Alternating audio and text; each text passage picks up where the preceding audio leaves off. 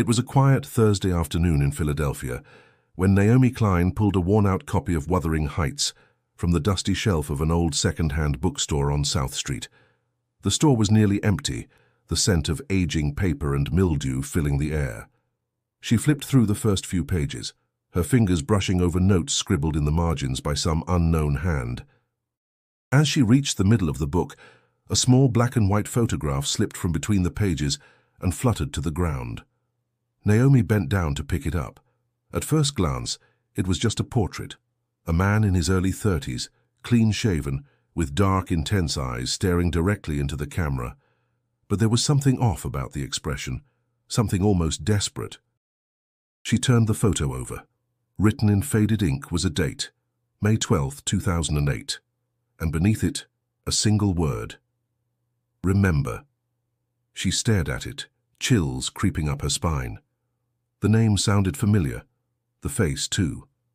She wasn't sure why at first, but something inside her stirred with recognition, a memory buried deep. She slipped the photo into her backpack and paid for the book without another word.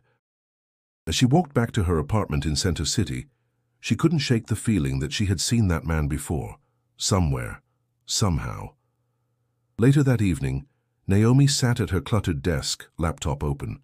She pulled the photo from her backpack and scanned it with her phone, uploading the image into a facial recognition database connected to missing persons archives. Within seconds, a result popped up. Her eyes widened as she clicked on the link. Daniel Merrick, age at disappearance 34, last seen May 12, 2008, in Philadelphia, PA. Her heart raced. She scrolled through the archived articles. The case had garnered local attention 16 years ago, but quickly went cold. Daniel was a photojournalist, known for his fearless investigations into political and corporate corruption. According to the reports, he had vanished without a trace one evening after leaving a small cafe near Rittenhouse Square. His camera bag was found in an alleyway days later, but no body, no clues, no explanation. Until now. Why was his photo hidden in an old novel, she thought? And why after 16 years? Before we dive deeper into this astonishing mystery, and trust me, it only gets stranger from here, make sure to subscribe to our channel. You won't want to miss the twists that lie ahead in this true story of disappearance, deception, and the shadows hiding beneath one city's streets. Naomi leaned back in her chair, staring at the photograph again. She felt an odd sense of responsibility, like this discovery wasn't accidental, like someone wanted her to find it. She wasn't a detective, just a grad student in history, but she knew how to follow trails, how to dig into archives, how to ask questions. And now questions flooded her mind. Why this book? Why this store? Was someone trying to send a message after all these years? The next morning she returned to the bookstore and approached the grey-haired owner. A quiet man with thick glasses named Bernard. She showed him the photo. "I found this in a book I bought yesterday," she said carefully. "Do you know where the book came from?" Bernard adjusted his glasses and squinted at the photo. That copy of Wuthering Heights. That came in last week." "Estate sale, I think. Bryn Mawr. The seller brought in 3 boxes of books, didn't say much." "Do you remember who it was?" "Not really. Young woman, late 20s, wore gloves, paid in cash. Strange, now that I think about it." Naomi thanked him and left, the photograph tucked safely back in her pocket. A thread was unraveling and she had no intention of letting it go. She returned home and pulled up every news archive she could find on Daniel Merrick. The deeper she read, the more disturbing the story became, and the more convinced she felt that something had been buried long ago. But now, 16 years later, that secret was trying to surface. The next few days consumed Naomi's every thought. She couldn't stop thinking about Daniel Merrick, about the photograph and the strange timing of its appearance. The mystery gnawed at her, demanding answers. She decided to start by learning everything she could about Daniel, who he had been, what he stood for, and what might have led to his vanishing. Daniel was more than a name in a cold case file. He had once been a rising star in Philadelphia's tight-knit journalism community. Talented, unafraid, and fiercely principled, he'd made his name covering city corruption, police misconduct, and urban displacement, He wasn't just reporting stories, he was digging beneath layers people wanted buried. In a news piece from late 2007, Naomi found a quote from Daniel. "Truth doesn't wait politely to be discovered. You have to chase it down, drag it into the light, even if it burns your hands." That passion made him enemies. Naomi saw it clearly now, reading through old op-eds, editorials, and blog posts. Daniel had been chasing something big in the months before he disappeared. But what? She needed help. That's when she called her uncle, James Klein, a retired Philadelphia detective who had worked missing persons for over 20 years. He answered her call with a warm chuckle, always glad to hear from his niece, but his voice grew serious as she explained the photo and the name. "Daniel Merrick. That name takes me back," James said. "Disappeared out of nowhere. No struggle, no clear motive. His apartment was neat, no forced entry, just gone. Did you ever work the case?" "No, but I followed it. Everyone in the department did. It rattled people. He was too well known to just vanish." Naomi told him about the book, the photo, the date. James was silent for a moment. "Find out more about that estate sale," he said finally. "And Naomi, be careful. There's something about this one that never sat right with anyone." Later that night, Naomi sat cross-legged on her bed, flipping through a printed copy of the original missing person report. Daniel was last seen on May 12, 2008, leaving a small corner cafe in the Rittenhouse neighborhood around 9:15 p.m. Witnesses said he was alone. He'd ordered tea, made a call, then walked out into the night. He never made it home. His apartment showed no signs of disturbance. His phone was found weeks later in a storm drain 3 blocks away. The last number he called had never been traced. The record was corrupted, a technical glitch, they said. The cafe had closed a year later. She studied photos from old news stories. Daniel always had the same look, serious, observant, like he was seeing more than anyone else in the room, the kind of face that noticed too much. The next day, Naomi drove out to Bryn Mawr, hoping to find records of the estate sale. She stopped at 3 shops that might have handled it. Finally, a vintage consignment store gave her a lead.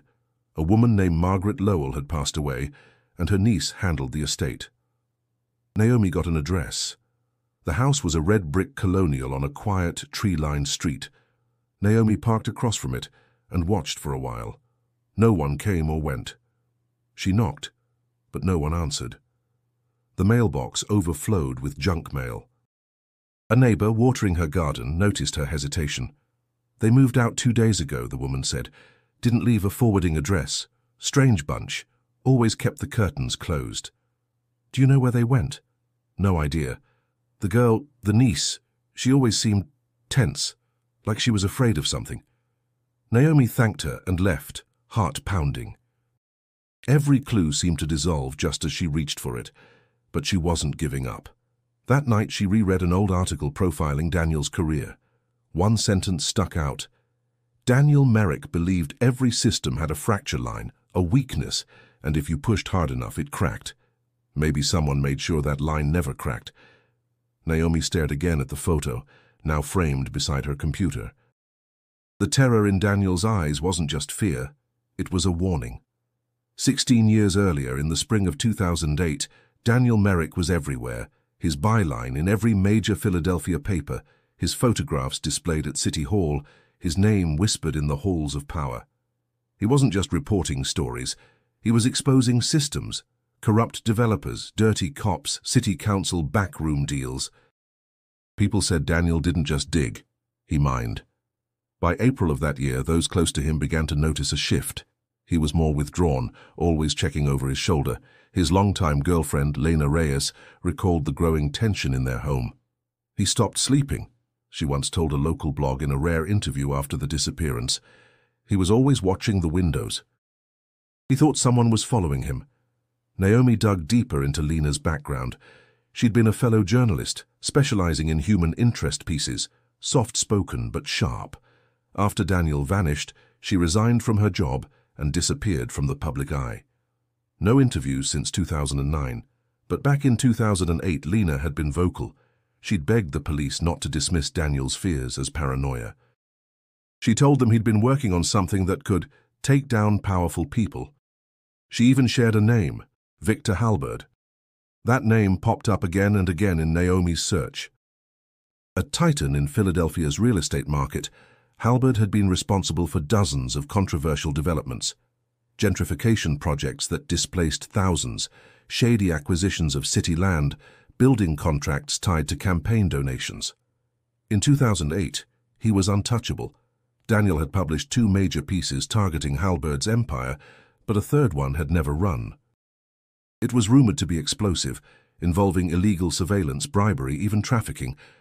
But no one had seen it. No drafts, no notes, no backup. And then Daniel vanished. Naomi found an archived podcast interview with a colleague of Daniel's named Steve Ward. In it, Steve described the last conversation they had before Daniel disappeared. He was on edge, kept saying, "They know I've got it. They're watching everything. I don't know who to trust anymore." I told him to take a break. He laughed, said he couldn't, he was too close. According to the timeline, Daniel had met with a confidential source the day before he disappeared. No one knew who the source was. No one ever came forward. Naomi created a timeline, mapping Daniel's movements, his articles, the events he covered. The weeks leading up to his disappearance were chaotic.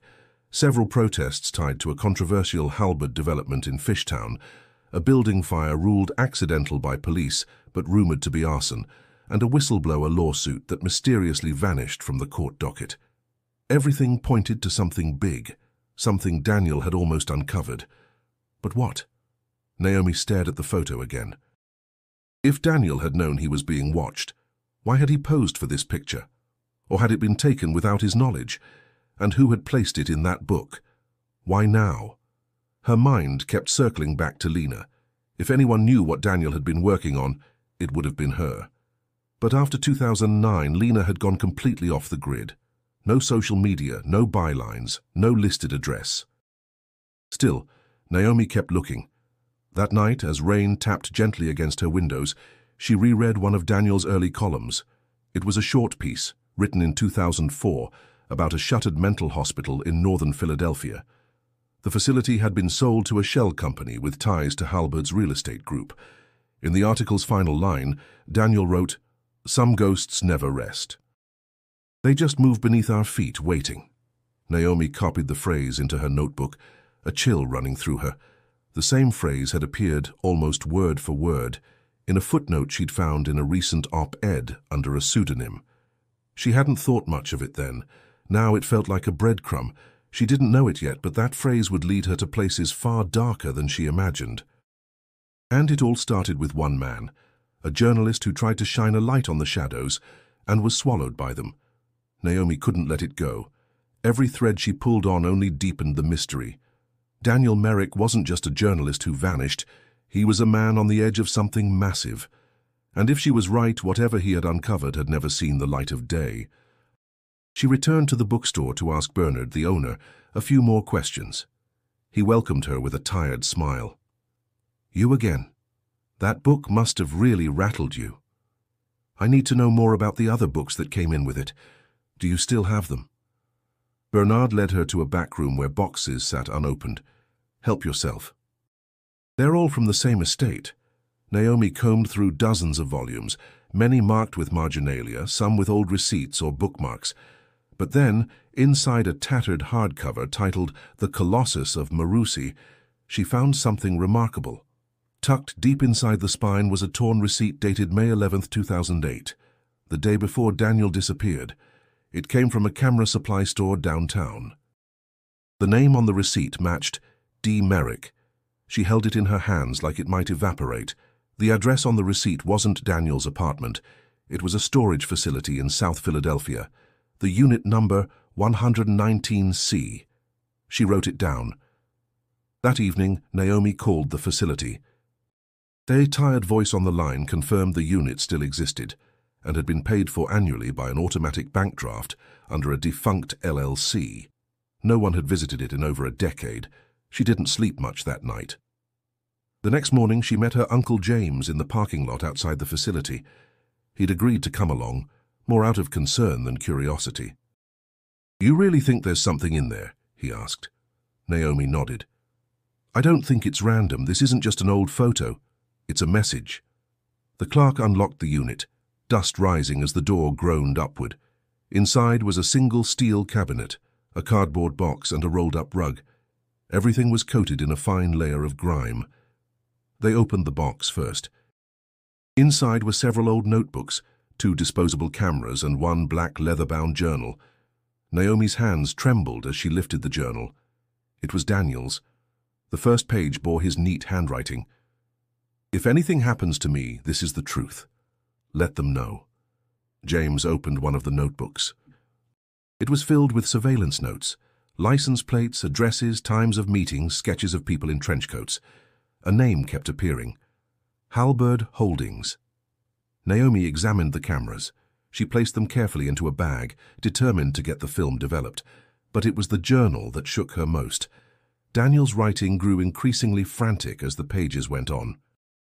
He described being followed, phone calls cut short, voices outside his door at night.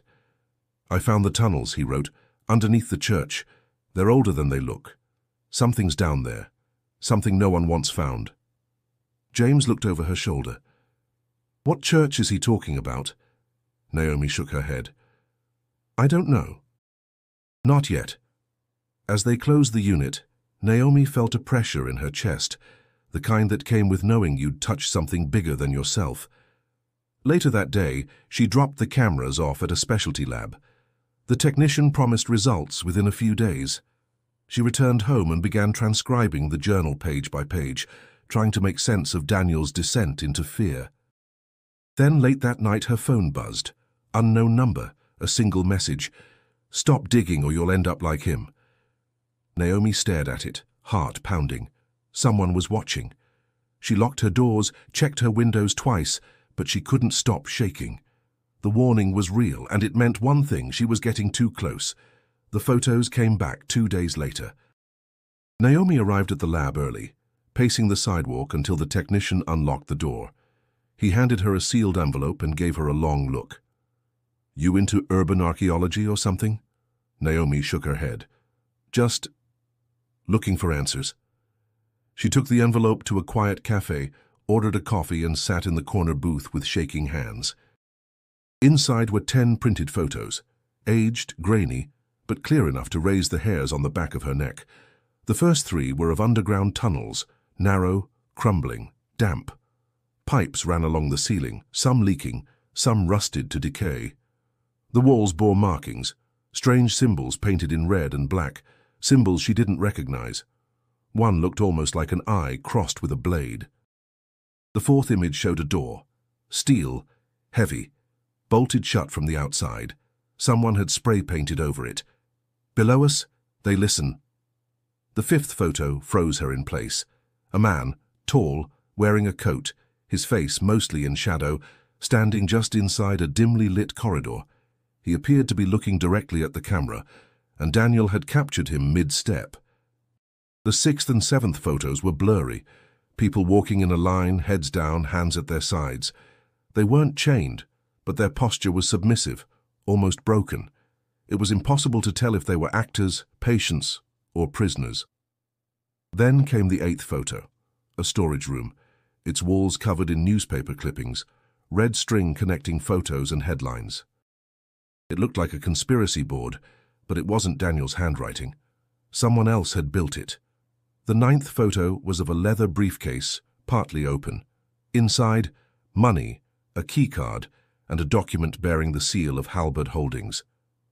The last photo was of a hand, pale with a tattoo of the same strange eye-blade symbol seen on the tunnel walls, resting on a manila folder marked Umbra. Naomi felt dizzy. She stared at the images, each one a fragment of something monstrous, something hidden. She opened Daniel's journal again and began matching descriptions to photos. He had written about the tunnels in several entries. He called them the old arteries, connecting forgotten basements and decommissioned utilities beneath the city. He believed they were being used, not just for storage, but for meetings, for movement, for control. The name The Voiceless Order appeared multiple times. They wear no colors, they speak through others. I don't know who's in charge, but I've seen them in City Hall, in boardrooms. On the trains, they move silently. They're real. Naomi couldn't find any references to such a group online. No records, no historical mentions. It sounded like paranoia until she remembered the photo in the book, the look in Daniel's eyes. He wasn't crazy. She brought the prints to James. Her uncle stared at them silent. "These aren't just tunnels." "I know that door," he said finally. "That's below the old St. Augustine's. Church was closed years ago. Got bought up by private developers, never reopened. No permits ever filed." Naomi's mind raced. Daniel had written, "They gather under the sanctuary. I've seen the lights." James continued, "If he got inside, if he saw this, he was lucky to get out." Naomi leaned forward. "What if he didn't?" James met her eyes. "Then someone's making sure he's never found." Later that evening, Naomi returned home to find another message waiting. This time there was no text, just a photo. It was of her, that same morning, walking into the lab. Naomi dropped the phone, hands trembling. The threat was no longer distant.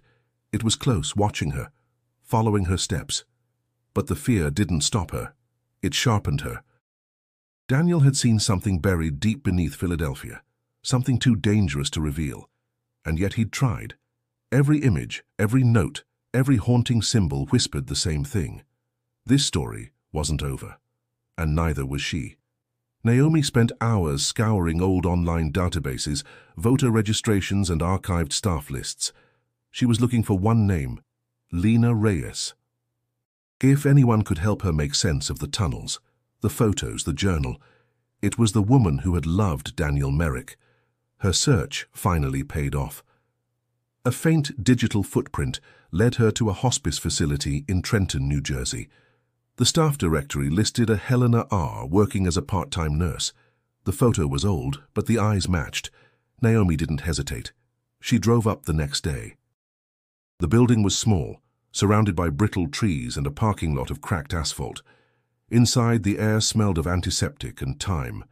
She asked the front desk for Helena Reyes. A moment later, a woman appeared. Early 40s, hair pulled back, eyes tired but alert. The resemblance to the photos from 2008 was undeniable. Naomi introduced herself softly. "I'm not a journalist. I'm not with the police, but I think you knew Daniel Merrick. I found something that belonged to him." Lena didn't speak for a long time. She looked at Naomi, then at the envelope in her hand, the one holding a copy of the photo and a scan of Daniel's journal. "Come with me," she said finally. They sat in a small staff lounge, away from the patients and the hum of machines. Naomi explained everything. The book, the receipt, the storage unit, the photographs. Lena listened in silence. Then she took a deep breath. "I thought this would never resurface," she said. "I prayed it wouldn't." Naomi leaned forward. "He didn't just disappear, did he?"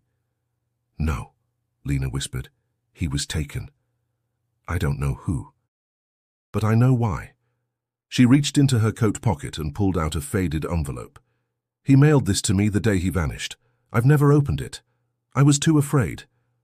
Naomi watched as Lena slid a trembling finger under the flap. Inside was a single sheet of paper, handwritten, Daniel's words.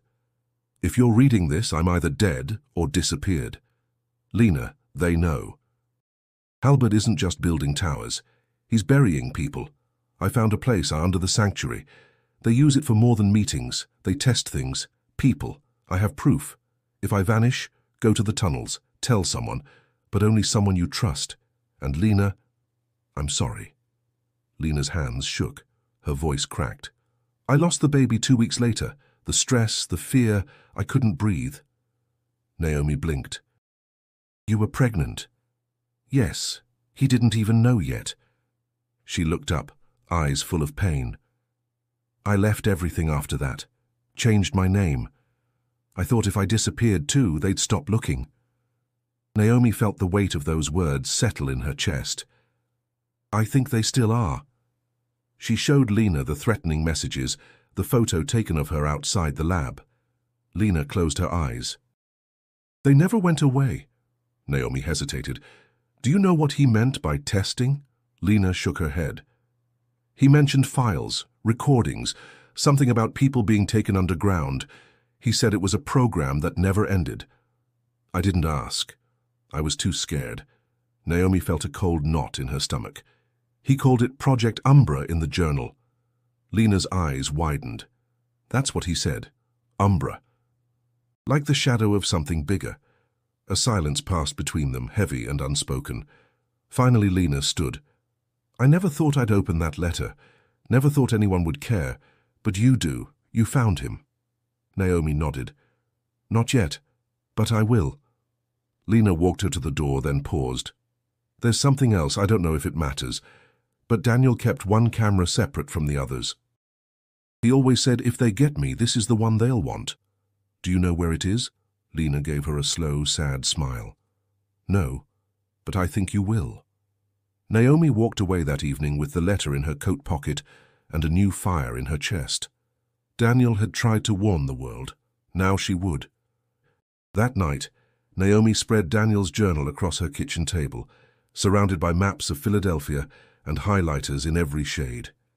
She reread the letter Lena had shared, particularly the line, "The tunnel below the sanctuary." It had to be literal. Daniel wasn't speaking in metaphors. She pulled up a list of decommissioned churches in the city and cross-referenced them with development projects tied to Halberd Holdings. One stood out immediately, St. Augustine's, a once thriving parish in Kensington, shuttered in 2003 and sold in 2006 to an LLC connected to Halberd's firm. It had been fenced off ever since. Naomi felt her pulse quicken. The same church James had recognized in one of Daniel's photos, the one with the bolted steel door. At dawn, she drove to Kensington.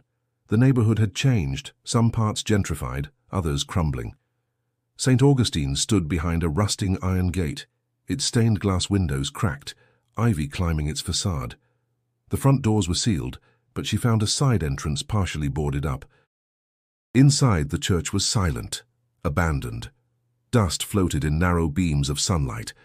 She stepped cautiously, heart pounding, past broken pews and peeling frescoes. Toward the altar, she found a stairwell marked Maintenance. The door was locked, but someone had recently forced it open. The hinges were bent, fresh scratch marks lined the wood. She descended slowly. The basement was pitch black, but her phone light revealed crumbling walls, exposed pipes, and a dirt floor. At the far end she found it, the door from the photograph. Steel, heavy. The paint had mostly peeled, but faint traces of the message still remained. Below us they listen. She tried the handle, locked. Naomi turned back, intending to search for another way in, but as she did, she froze. A sound. Not loud. Just the soft creak of floorboards above her. Someone was in the church. She extinguished her phone light and held her breath. Footsteps, slow and deliberate, moved across the floor above. Then, silence. She backed toward the stairwell, heart thundering in her ears, every step careful not to echo. As she emerged into the sanctuary, a figure stood at the far end of the nave. A man in a grey coat, motionless, watching. Naomi didn't wait. She bolted through the side exit, down the alley, and into her car. Her hands trembled as she locked the doors and started the engine. Back in her apartment, she tried to calm herself. The man hadn't followed. But that image is the stillness, the coat, the shadows hiding his face. It etched itself into her memory. Later that evening, she called James and told him everything. "You need to stop," he said flatly. "This isn't just a cold case. This is a noose tightening." "I can't," Naomi whispered. "There's something down there. Daniel saw it. He documented it. If we don't finish this, who will?" James sighed heavily. "Then we go together.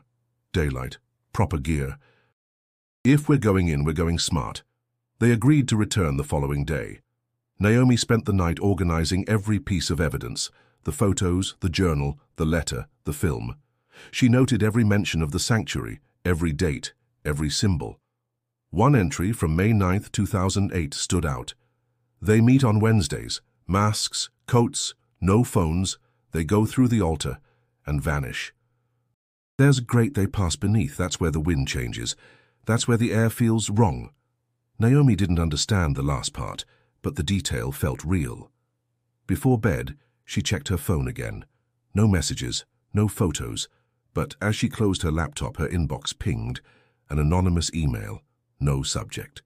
Inside, a single sentence. Some doors stay closed for a reason. Naomi's breath quickened. Another warning, another threat. But she wasn't going to back down. Not now, not ever. The next morning, Naomi and James arrived at St. Augustine's just after sunrise. James came prepared.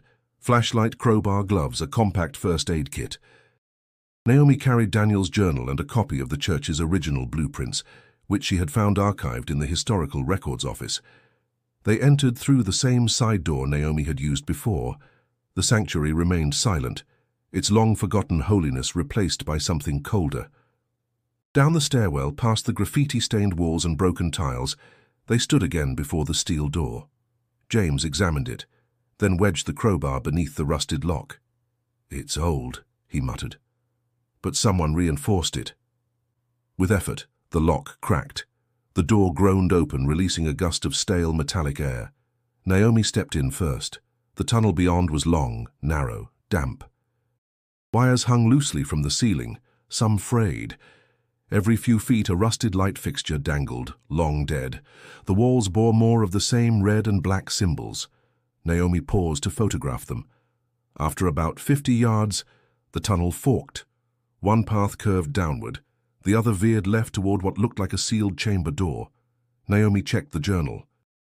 One of Daniel's entries referenced a left passage ending in "a room with cold walls and colder secrets." They chose left. The chamber door was slightly ajar. Inside, a low ceiling pressed down on a space cluttered with remnants, old folding chairs, dusty crates, and a table covered in rotting documents. Along one wall hung a corkboard riddled with photos and notes, some of Daniel's, some unknown. James stepped closer. "This is an ops room. Someone was coordinating from here." Naomi examined the board, headlines connected by string, some dating back to the 70s, missing persons reports, obituaries, financial transfers tied to Halberd Holdings and obscure subsidiaries. One name kept recurring, Umbra Foundation. Below the board, Naomi found a tattered folder. Inside were incident reports, vague references to Subject B and Session 19. Redacted names, phrases like "response to stimuli inconsistent with projection" and "subject terminated following breach." She swallowed hard. They were experimenting on people. James didn't answer. He was staring at the far wall. There, scratched into the plaster, were 3 words: "We see you." The letters weren't painted. They were etched with something sharp, precise, and deliberate. Suddenly, a sound echoed from the tunnel, a sharp, distant metallic clang. They both froze. Naomi whispered, "Someone else is down here." James motioned for silence. They extinguished their flashlights and waited. Silence returned. But the feeling didn't. They backed out of the chamber and took the right tunnel instead, the one Daniel had called the artery. As they moved deeper, the air grew colder. They passed broken benches, discarded personal belongings, a child's shoe, a cracked glasses frame, a stained wool coat. Then they found it. An underground room, roughly the size of a small classroom, lined with rusted bed frames. Chains hung loosely from the walls. On the floor lay a single broken wristwatch, engraved with initials. DM Naomi knelt beside it, her hands shaking. This was his. This is where they kept him. James took a step back, surveying the room. This isn't just a meeting place. This was a prison. The weight of Daniel's journal settled heavily in Naomi's backpack. He had written about being watched, about lights that flickered even when the power was out, about screams that echoed without mouths, and here it was. As they turned to leave, Naomi's flashlight caught something on the far wall. A faint drawing in charcoal. A hand reaching up from the earth, fingers stretched in agony. Beside it, a symbol, the same one from the tunnels and Daniel's photos, the eye with the blade. They climbed back toward the sanctuary in silence. Once outside, sunlight felt unreal, too bright, like it didn't belong. In the car, Naomi turned to James. "Someone built this, hid it, funded it, and they're still protecting it." James nodded. "Which means they're still out there." Naomi looked down at the broken watch in her palm. Daniel had been here, and maybe, just maybe, he still was. Naomi couldn't sleep. Even after leaving the tunnels, the images haunted her. The chains, the drawings, the message etched into the wall. The broken watch lay on her nightstand like an accusation.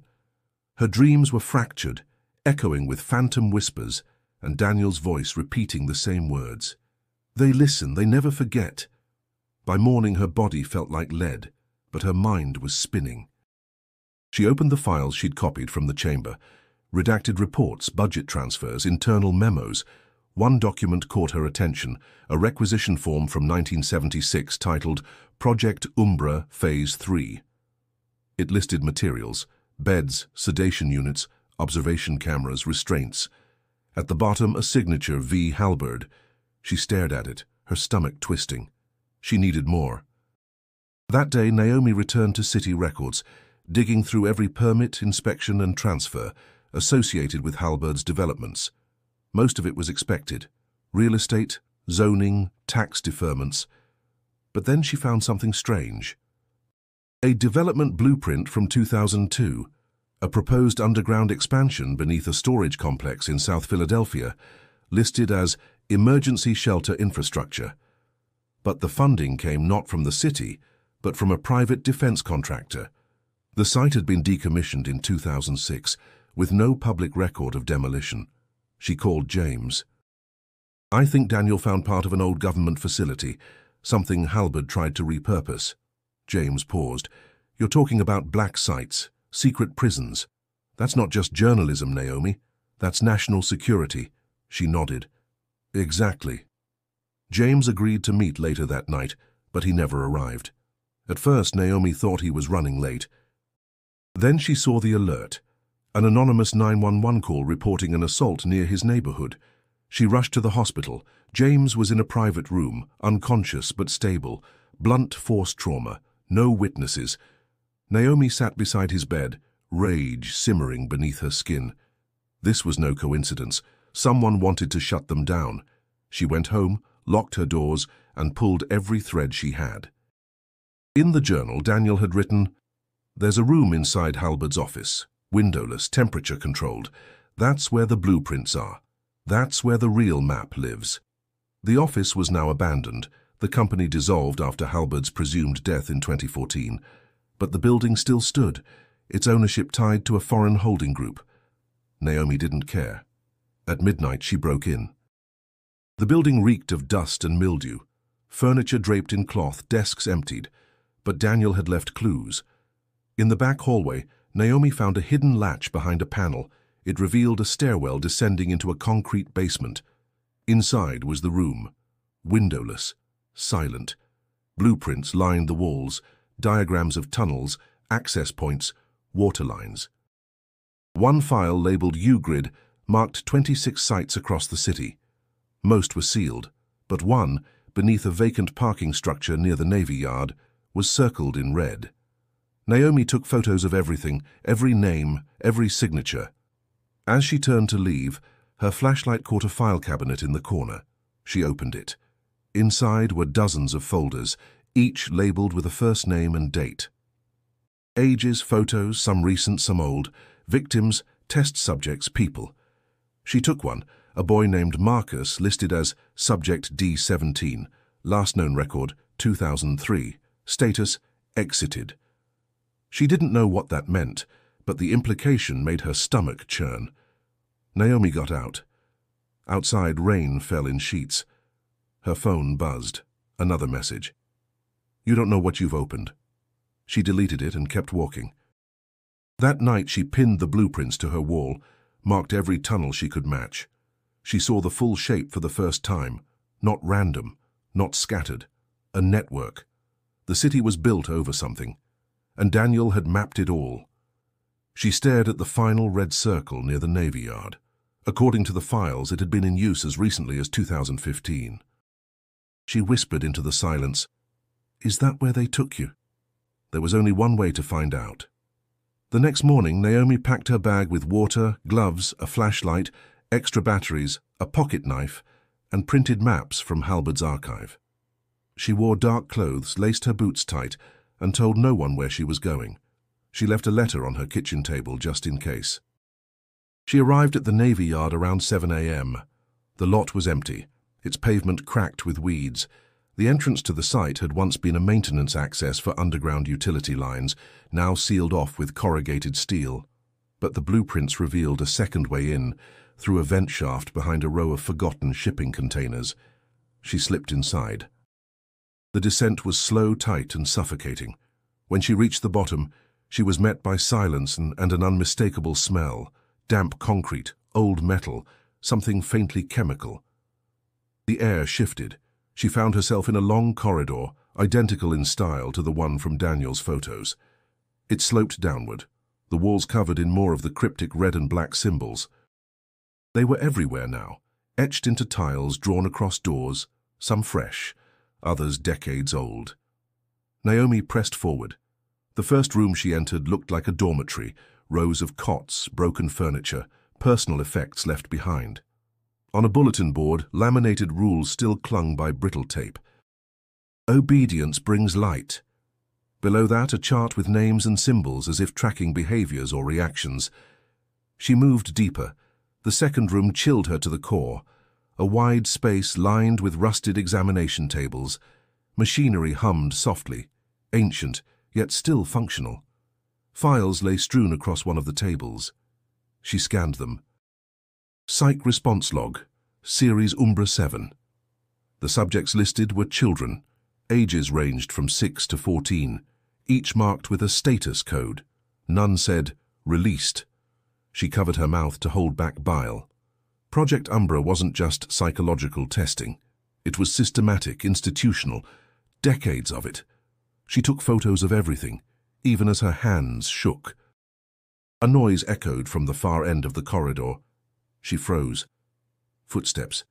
Naomi ducked behind a metal cabinet, holding her breath. A shadow passed, tall, slow, deliberate. A man in grey, not running, not searching, patrolling. Once he disappeared, Naomi slipped into the adjoining room, a file archive. She rummaged quickly, pulling folders at random. One was marked Daniel Merrick. She opened it. Inside were photos, surveillance shots of Daniel at his apartment, the cafe, the alley, a timeline of his final week, meeting notes, medical evaluations marked preliminary intake, and a page labeled Object Secure, Photo Extracted. Her chest clenched. They had taken his photograph after capturing him. She whispered, "You were right." "You were right about all of it." The last page of the file made her blood freeze. Subject Merrick, status contained, condition unstable, location North Quadrant, cell 8. He had been alive. She ran, following signs painted faintly along the wall. North, holding, Q. She passed empty rooms, half-lit corridors, and more of those haunting symbols. Finally, she reached a large steel door, marked with faded red numbers. Cell block 112. She opened it slowly. Inside, rows of cells lined the walls. Most were empty. Some held only decayed mattresses, others rusted chains. Then she saw it. Cell 8. It was open. Inside was a blanket, tattered and thin, a broken chair, a rusted sink. And etched into the wall in familiar handwriting were 4 words, "They don't want light." Her chest tightened. He had been here. For how long? As she turned, she noticed something tucked under the cot, a plastic bag sealed with tape. Inside, an old voice recorder, a battered notebook, and a laminated ID card. Daniel's. She held the recorder in shaking hands and pressed play. The tape crackled, then his voice filled the silence. "This is Daniel Merrick. If someone's hearing this, I'm gone, or I escaped. Either way, the world needs to know. They built this beneath your feet. They used us. They hurt us. They made us forget. I didn't forget. And neither should you." Naomi's eyes filled with tears. He'd left proof, and now she had it. Naomi drove for hours without stopping. She didn't remember leaving the tunnels or unlocking her car, only the feeling, deep and gut-wrenching, that she had found the remnants of a man everyone thought was long gone. But the recorder, the ID, the notebook, they weren't just remnants, they were proof. She headed north toward the Pocono foothills. The coordinates had come in a separate file, buried deep inside the USB Daniel had hidden with the recorder. A single document titled Safe House Post-Escape. It listed a location near Allentown, Pennsylvania, and a note, only open in isolation, only if followed stops. By the time she arrived, dusk was settling over the trees. A narrow gravel road led to a weathered cabin hidden deep behind a wall of evergreens. Naomi stepped out cautiously. There were no lights, no sound, but smoke drifted from the chimney. She knocked once. The door creaked open. Inside it smelled of ash and pine. A fire crackled in a small stove. And beside it, sitting in a worn armchair with a blanket over his legs, was a man who looked like he had been dragged through every storm life could offer, hollow cheeks, a grizzled beard, eyes sunk deep into shadows. But those eyes, they were the same. Daniel Merrick. Naomi didn't speak. She couldn't. Her voice caught in her throat. He looked up, blinking slowly, as if he were seeing her through fog. "You found me," he whispered. She nodded, stepping closer. "I didn't think you were—" "I know," he said. "Most days, I wasn't sure either." She knelt beside him, tears brimming. "I have your journal, your photos, your voice, everything you left. I followed it all." Daniel exhaled, a sound more breath than voice. "I never thought anyone would." His hands were rough, calloused, shaking slightly. She placed the notebook on his lap. "I saw what they did. The tunnels, the files, Cell 8. You survived that." Daniel's jaw tightened. "Surviving isn't the word. I escaped. In pieces." He explained slowly and haltingly. After his abduction, they had kept him underground for nearly 8 years. No windows. No time. Just routine, chemicals, isolation. Occasionally questions, sometimes worse. He wasn't sure what they wanted most, his silence, his mind, or his breaking point. "I stopped counting after the first winter," he said. "Then one day, a leak in the ceiling. Water came through. I used it to loosen a vent cover, crawled for 2 nights. When I surfaced, it was 2016. Naomi couldn't breathe. "They erased me, on paper, digitally. Even my prints were flagged as deceased. I was nobody. Why didn't you go public?" He laughed, a dry, bitter sound. "Go where? To whom? They run the silence, Naomi. They buy it. They breed it. So I hid. I knew someone would find it eventually. I just didn't think it would be you." Naomi sat beside the fire, stunned. "Project Umbra. It's still active. They sent people after me. My uncle's in the hospital." Daniel's face grew hard. "Then it's worse than I thought." She showed him the files, the photos she had taken in the tunnels, and the message on her phone. He studied them in silence. "They never shut it down," he murmured. "Just changed the masks." Naomi touched his hand. "You don't have to hide anymore. The truth is out now. Or it will be." He looked at her, really looked, like someone stepping back into the world. "You're brave. Too brave." "I had a good teacher," she said, and smiled through the ache. He nodded, then reached under his chair. From a hollow space in the floor, he pulled out a weathered duffel bag. "Inside," he said, "is everything they wanted buried. Names, ledgers, audio tapes, even videos. I risked everything to get it out, but I never had the reach." Naomi's eyes widened. "But I do." Daniel smiled faintly. "Then finish it." She took the bag. She would. Naomi drove back to Philadelphia with the duffel bag beside her, every bump in the road feeling like a warning. The bag was heavier than its weight. It carried truth, consequences, maybe even war. Inside were decades of secrets. And now they were in her hands. She didn't go home. Instead, she checked into a small motel under a different name, closed the blinds, and locked every bolt. Only then did she open the bag fully. Inside, labeled manila folders, several USB drives, mini cassette tapes, and 4 unmarked DVDs. Each item was catalogued in Daniel's meticulous handwriting. There were names she recognized, city council members, police officials, CEOs, but there were also names she didn't, scientists, medical officers, donors, and beside many, a date, followed by the word cleared. The tapes were harder to process. One played the audio of a screaming man, repeating the same phrase, "I didn't sign up for this. I didn't sign up." Another captured a conversation between 2 men discussing a reassignment of children from a non-responsive cohort to Level 3 exposure. Naomi had to pause, step outside, breathe. It wasn't just corruption. It was inhuman. The documents connected Project Umbra to military contracts, pharmaceutical companies, and covert behavioral research. The earliest file was from 1969. The most recent was dated 2 months before Daniel's disappearance. She digitized everything. Then she wrote.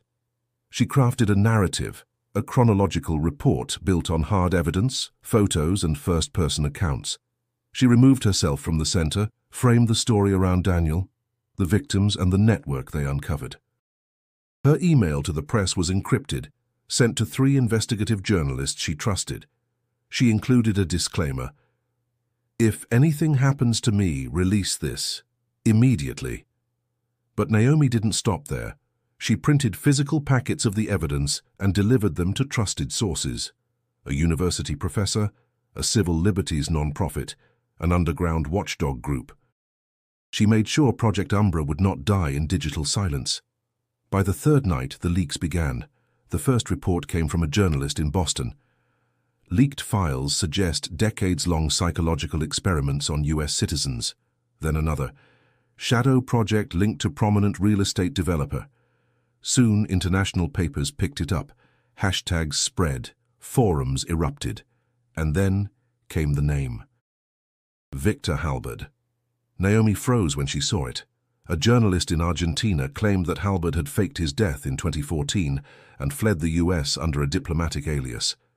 New photos surfaced, grainy but unmistakable. He was alive and well-funded. The public outrage ignited like gasoline. Politicians scrambled to distance themselves. Congressional hearings were demanded. Naomi watched the storm grow, but she knew the heart of it was still Daniel, still that man who gave everything to expose the dark. She returned to the cabin 2 days later. Daniel looked thinner, more fragile, but alive in a way he hadn't been before. He listened quietly as she told him everything, the leaks, the reports, the explosion of public attention. When she showed him the articles, his hands trembled, not from fear, but from release. "You did it," he whispered. "You made them see." Naomi nodded. "We did." He exhaled, long and slow. Then maybe it wasn't for nothing. They sat in silence, side by side, watching dusk fall through the window. No words were needed. Before she left, Daniel gave her a small key. "To what?" she asked. "A place I couldn't go," he said, "but maybe you can when it's safe." She didn't ask more, not yet. On the drive back, Naomi passed through quiet towns and city streets, still humming with life. But she saw them differently now, not as random places, but as layers, levels, stories buried beneath sidewalks and steel. And she understood what Daniel had meant all along. The truth isn't just hidden. It's designed that way. But now it was breaking through. The world didn't stay silent for long. Within a week of Naomi's leak, the story hit every major network. Morning shows debated its authenticity. Late-night anchors fumbled through nervous monologues. But the documents spoke louder than any denial. Stamped dates, government signatures, audio tapes, and Daniel's journal. The truth couldn't be undone. An independent coalition of journalists launched a full investigation. More whistleblowers came forward, retired military personnel, former medical researchers, even a janitor who had worked at one of the Umbra sites in the 80s. Each testimony added another layer to the horror. Naomi stayed in the background. She let the evidence speak for itself. Her only interviews were off camera, her identity blurred, but her words were sharp. She didn't want fame, she wanted justice. Then came the confirmation from South America. Interpol issued a red notice for Victor Halberd. His last known location was a gated estate outside Quito, Ecuador. When the story broke, the Ecuadorian government came under international pressure. Within 48 hours, Halberd was detained. The footage of his arrest went viral, the once untouchable mogul dragged into daylight, hiding behind sunglasses and a fake name. Naomi watched it unfold with a strange mix of relief and disbelief. After 16 years, the man who had orchestrated so much suffering was finally behind bars. But the revelations didn't stop. Investigators raided former Umbra facilities in Philadelphia, Detroit, and Phoenix. In every site, they found evidence: medical equipment, blood samples, faded charts, remnants of long-abandoned cells. One location contained bones, later confirmed to belong to 5 missing persons from the 1990s.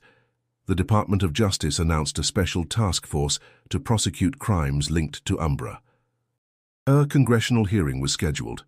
Survivors were invited to testify. That was when Naomi got the call. The voice on the line belonged to a woman named Simone Elridge, who had seen Naomi's leaked documents and recognized herself in one of the names listed. She had been institutionalized as a child in 1982, labeled unruly. What she described matched everything Naomi had read: cold rooms, strange lights, injections, memory gaps. Her voice shook, but she spoke with courage.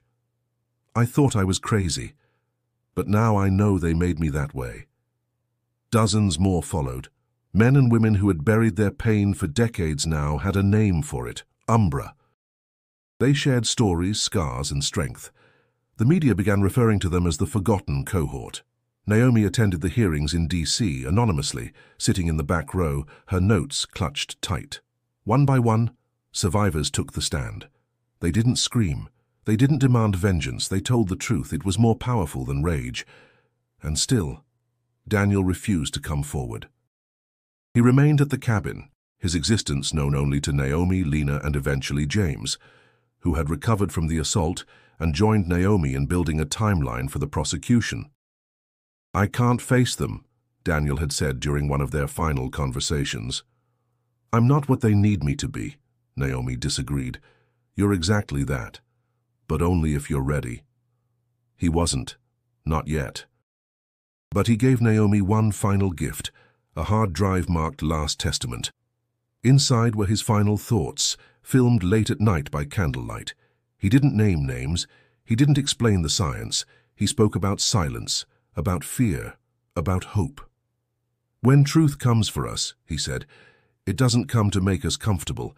It comes to set us on fire." Naomi included it in the final broadcast. The effect was seismic. The video was shared across the globe. Daniel Merrick, thought dead, now alive and speaking with the quiet gravity of a man who had been to the edge of existence and returned. Public support for the survivors surged. Funds were raised. Laws were introduced. Investigations expanded internationally. But for Naomi, none of that compared to the moment she stood beneath the tree behind Daniel's cabin, watching him emerge for the first time without fear in his eyes. He looked up at the sun, blinking, alive, free, and finally, seen. Justice came slowly, not as a roar but a persistent rising tide that refused to recede. In the weeks following Halberd's arrest, federal prosecutors built their case with everything Naomi and Daniel had uncovered. Evidence from the duffel bag, survivor testimonies, and facility raids formed an unshakable foundation. Halberd was charged with conspiracy, unlawful human experimentation, obstruction of justice, and crimes against humanity. His lawyers tried to claim mental decline. They argued he had been manipulated by government interests, a mere pawn, but the files said otherwise. The signatures, the accounts, the funds traced directly back to him. He was extradited to the US and placed under high-security surveillance. Naomi attended the first day of the trial, again seated anonymously in the back. The courtroom buzzed with journalists, activists, and observers. Survivors filled the pews, holding photos of loved ones who never came home. It wasn't revenge they wanted. It was recognition. Halberd didn't speak once during the hearing. He stared forward, stone-faced, unmoved, as his legacy unraveled. But Naomi watched the judge, the jury, and the victims, and she knew this wasn't about one man. It was about all the systems that let him operate in the dark. The trial lasted weeks, evidence mounted, the public pressure never faded, and finally a verdict came. Guilty on all counts. The sentence, life imprisonment without parole. It wasn't enough to erase what had been done, but it was the start of a reckoning. Following the verdict, Naomi returned to Philadelphia. She stood on the steps of the courthouse, unnoticed in the crowd, watching news vans line the street. But she wasn't interested in the headlines anymore. She had other work to do. Inspired by the testimony of survivors, Naomi launched the Merrick Foundation, an organization dedicated to whistleblower protection, investigative journalism, and the preservation of suppressed histories. With the help of legal advisors, former journalists, and community organizers, the foundation began to build a network, a place for stories like Daniel's, a place where silence wouldn't win. Donations poured in, survivors volunteered, universities requested access to the Umbra archives. Naomi didn't keep the truth locked behind gates. She released it piece by piece so no one could ever bury it again. Daniel, meanwhile, slowly re-entered the world. At first it was small steps, walking to the edge of the woods, watching the sun rise, speaking with Lena by the fire. Their reunion was quiet, no dramatic gestures, just presence, a shared understanding, and healing. When Daniel finally returned to Philadelphia, he did so without a press conference or announcement. He walked through the streets he once photographed, now changed, yet somehow still familiar.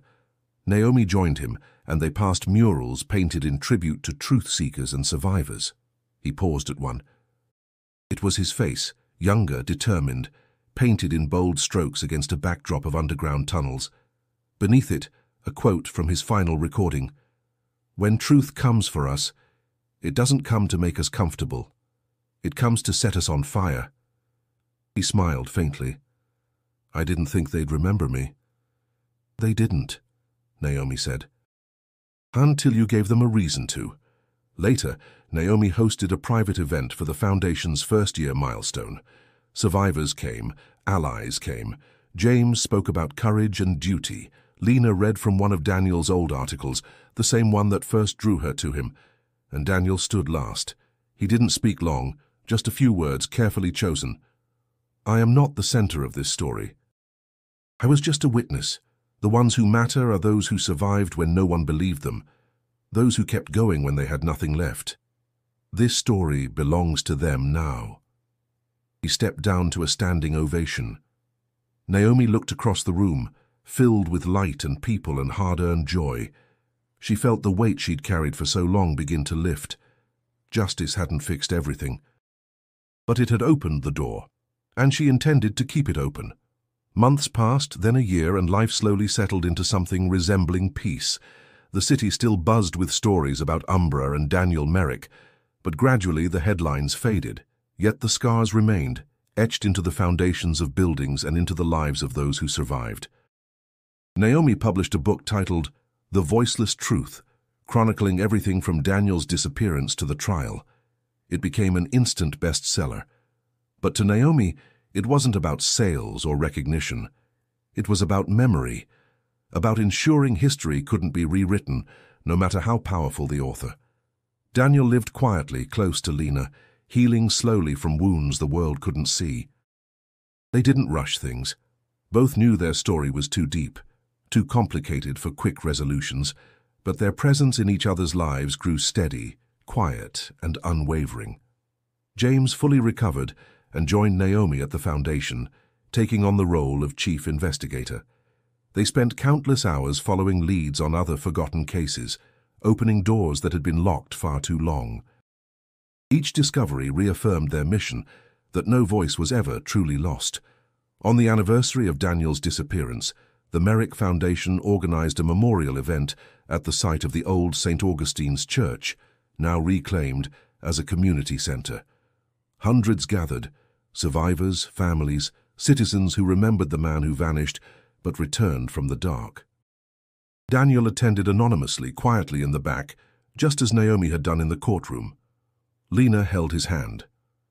As speakers shared their stories, Daniel felt something inside him shift, not closure exactly, but a sense that his pain, his lost years, had found meaning.